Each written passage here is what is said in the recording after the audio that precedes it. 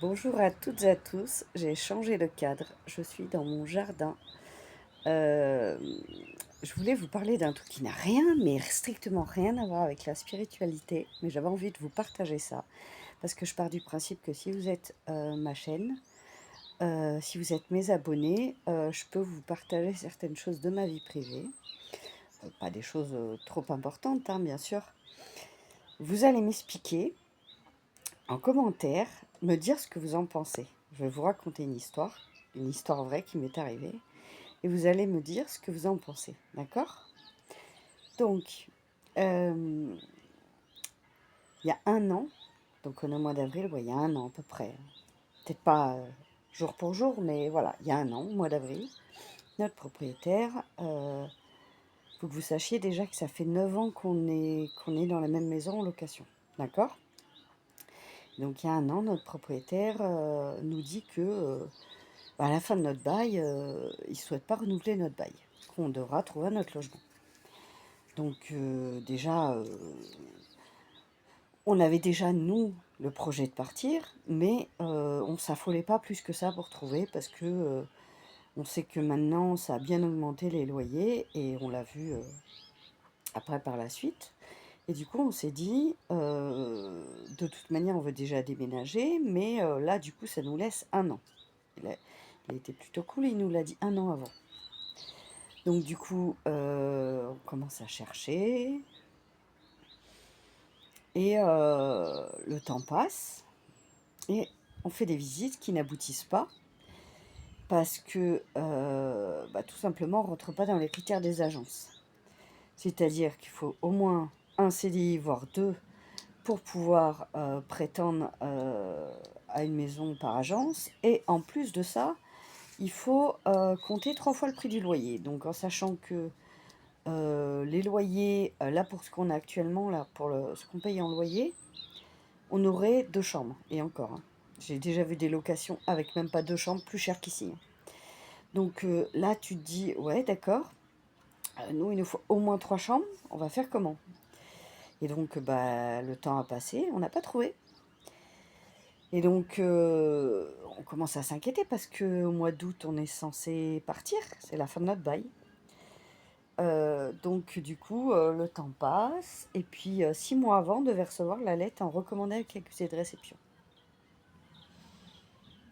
5 mois avant, toujours rien. 4 mois avant, toujours rien. On se dit, mais c'est bizarre, quoi. Ça fait déjà 2 mois qu'on aurait dû recevoir la lettre en recommandé avec accusé de réception, comme quoi ils ne souhaitent pas renouveler le bail. C'est bien beau de nous l'avoir dit oralement, mais au final, ça veut dire quoi, quoi. Et donc j'appelle l'agence. La dame de l'agence me dit, ah mais c'est bon, votre bail repart pour 3 ans. Comment ça, mon bail repart pour 3 ans? Écoutez bien, vous allez rigoler. On a vendu une bonne partie des choses qu'on pensait ne pas garder, parce qu'on ne savait pas si on aurait un appartement ou une maison. Donc du coup, on a vendu une balançoire, un sac de frappe, un billard, une assise pour un... Je vais trouver le mot. Un hamac. Qu'est-ce qu'on a vendu d'autre? Un salon de jardin. Et j'en passe. J'en passe. On a vendu aussi d'autres choses. Et donc, et on a emballé la moitié de notre maison, dans l'optique de déménager, vu qu'on était censé déménager. Et donc, quand on a su ça, on s'est dit, ouais, d'accord. Moi, j'étais très perplexe. Je me suis dit, mais pourquoi, en fait? Pourquoi nous avoir dit ça un an avant, pour au final, pas nous envoyer la lettre au moment voulu? Donc, suite à ça, on en a profité, parce qu'on s'est dit que c'était l'occasion de lui demander de faire les travaux qu'il n'a jamais fait en 9 ans. Donc on a envoyé des belles petites photos montrant tous les problèmes d'humidité que notre maison a à l'agence, et on leur a demandé qu'ils fassent le nécessaire auprès de notre propriétaire pour qu'il fasse les travaux qu'il n'a jamais fait depuis 9 ans qu'on est là. C'est pas des petits travaux, hein, c'est des travaux d'humidité, c'est un crépi anti-humidité, une VMC, voilà, des choses qui font que la maison est humide.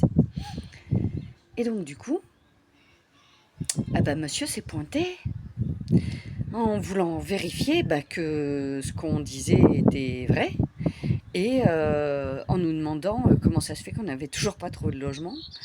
Euh, alors, soi-disant, d'après ses dires, il aurait pris un huissier pour faire cette lettre, et l'huissier n'aurait jamais envoyé la lettre. Mais bien sûr, on va le croire. Dans le genre mythomane. Je ne saurai jamais réellement le vrai du faux, le pourquoi du comment. À chaque fois qu'il vient, c'est jamais moi qui vois, c'est mon mari, parce que je pense que je serais peut-être moins tendre que lui, parce que lui, il dit rien, mais moi, je dirais les choses. Au bout d'un moment, hein, c'est bon. Donc, on est toujours dans l'optique de partir, ça, c'est clair et net. On ne veut pas rester, mais en attendant, si on peut lui faire les travaux de la maison, parce qu'on y vit, hein, faut pas l'oublier. Les travaux, je parle pas d'un coup de peinture, hein, vraiment les choses nécessaires pour que il n'y ait pas d'humidité dans cette maison. À côté de ça, euh, moi j'ai dû faire un travail énorme de deuil de cette baraque. Excusez-moi, je bouge un peu le téléphone. Parce que j'étais pas prête à partir. Et c'est une fois que j'ai fini le travail de deuil qu'on a su ça. Donc voilà, je pars du principe qu'on a plus de temps pour trouver, ce qui n'est pas négligeable. Et advienne que pourra. Mais je voulais vous faire partager ça. Dites-moi dans les commentaires si vous avez déjà entendu parler d'un propriétaire qui fait ça. Parce que moi, ça m'a rendu très perplexe. Et je me suis dit, mais pourquoi nous faire croire qu'on va déménager, qu'on va devoir partir, pour au final renouveler notre bail pendant 3 ans? Donc expliquez-moi en commentaire. Apparemment, il voudrait vendre la maison. Mais peut-être, moi, dans mon hypothèse à moi, hein, ce que je me suis dit, c'est que il peut toujours la mettre en vente, même si on est en location.